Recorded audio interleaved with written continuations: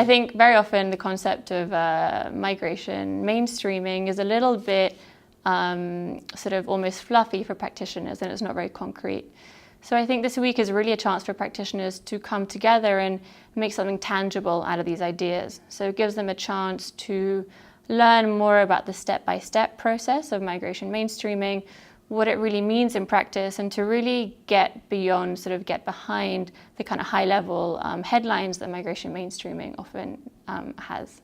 I think the 2030 agenda in the context of migration is a huge opportunity. So first of all, migration is reflected directly in various SDG targets and goals, which is very, very good news for migration practitioners. So specifically, some of the targets relate to labour mobility, student mobility, remittances as well, and overall the 2030 agenda refers to migration governance as an important topic.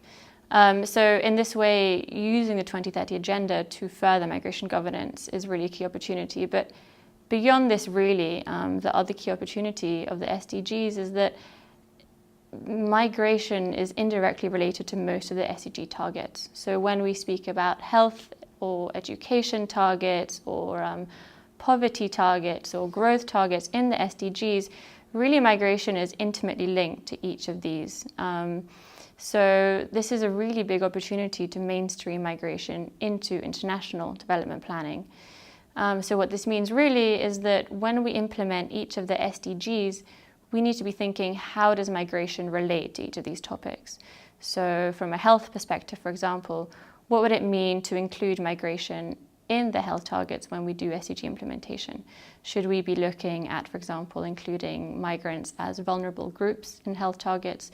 Should we be looking at mobility of health workers around the world?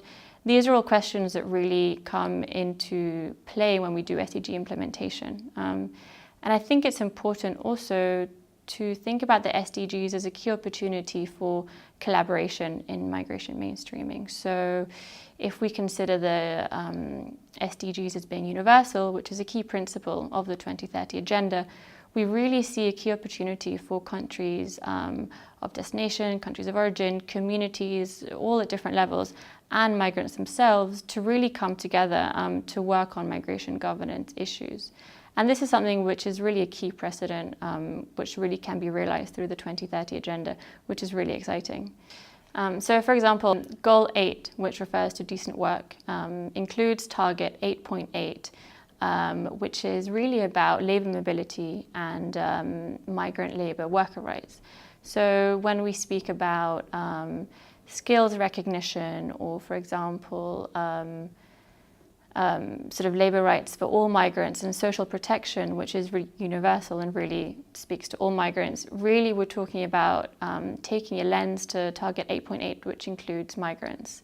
Another key precedent of the 2030 agenda is that under target 5.4, migrant domestic workers are really a key focus.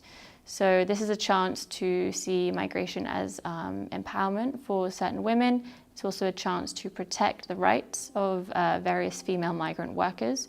Specifically, we know that the domestic sector is unregulated, it's behind closed doors. It's very easy to have lots of rights violations in this area. So target 5.4 gives us a real opportunity to take concrete action around this and protect domestic workers, and also use migration as an empowerment tool for women. And if we look at how we can mainstream migrants into other targets which aren't specifically related to migration, if we look at target 1.3, which is on expanding social protection for all and making this really universal, if we look at the amount of labour migrants and their families and migrants who travel all around the world, very often these aren't covered by social protection agreements.